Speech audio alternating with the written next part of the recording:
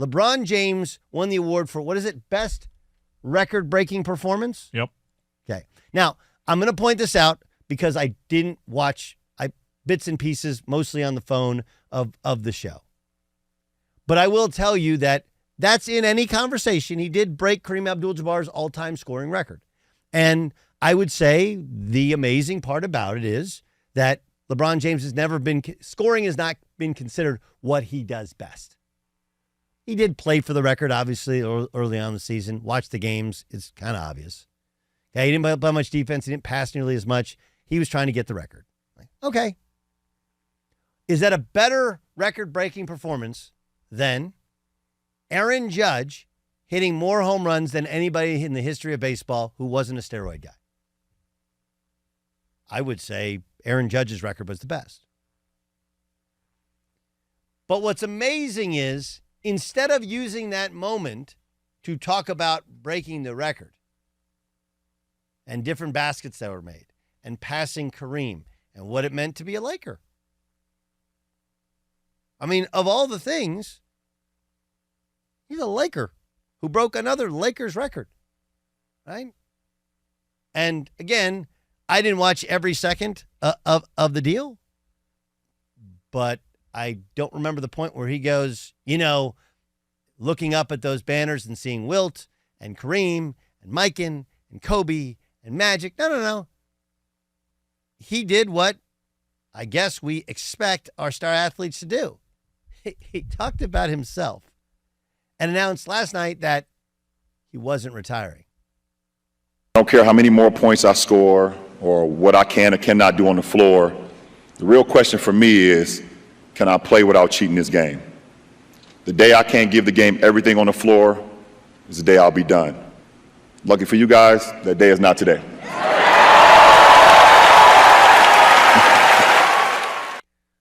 Well, first of all, us guys in the Nokia Theater, those were all other athletes. They're like, oh, hey, lucky for us.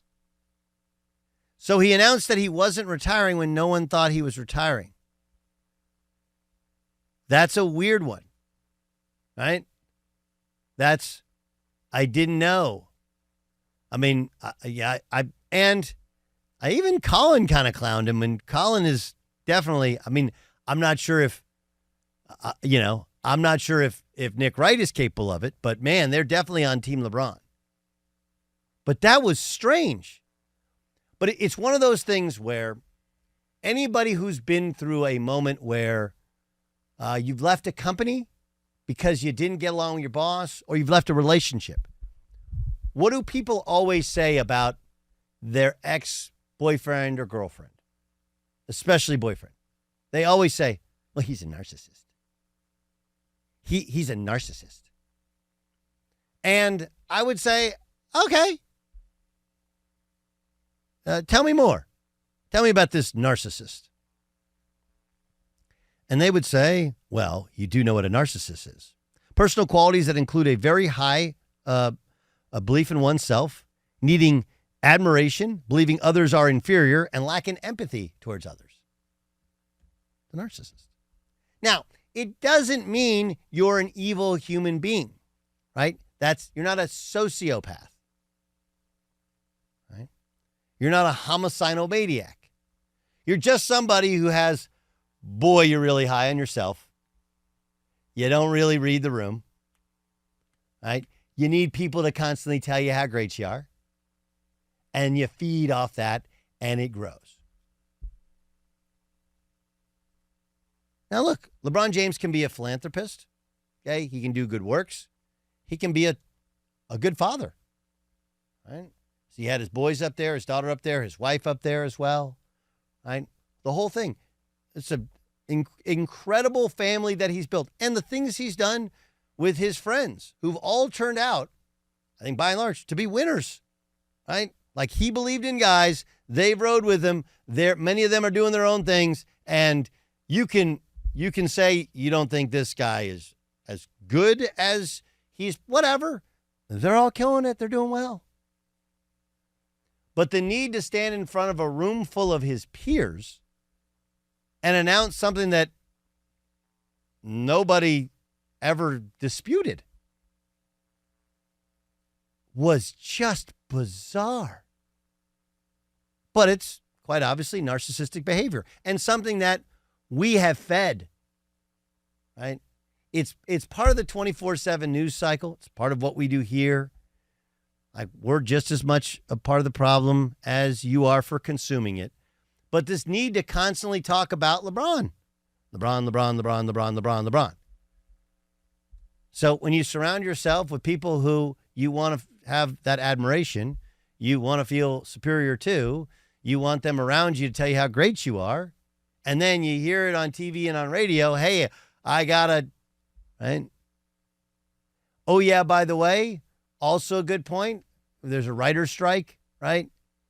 Whereas McAfee was able to tap dance and do really well for 15 minutes, LeBron James, he or somebody close to him wrote that, didn't land as well.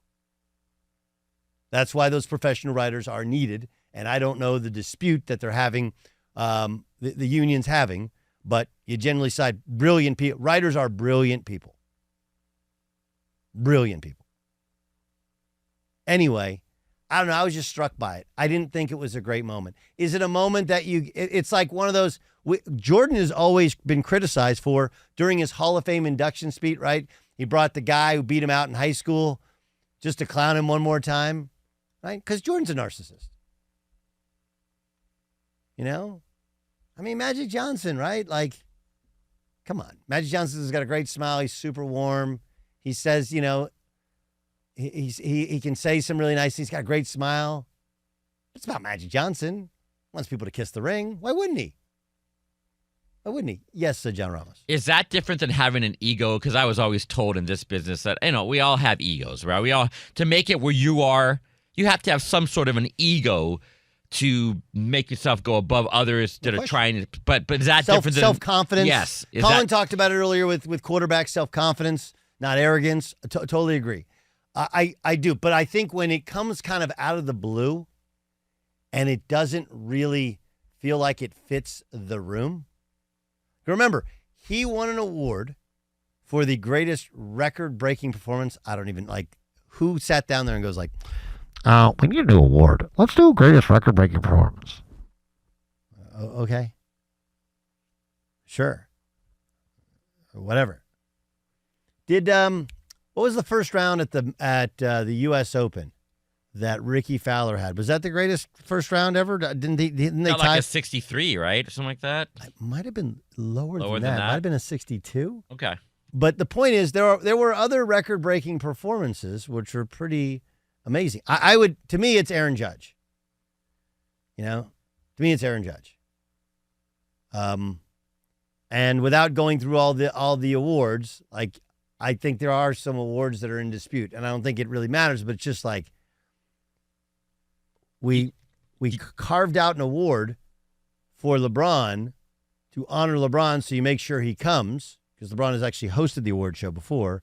And then, like, well, you got to give him an award. What do you give him? All right, now you got to hear LeBron talk about himself. And that's what he did.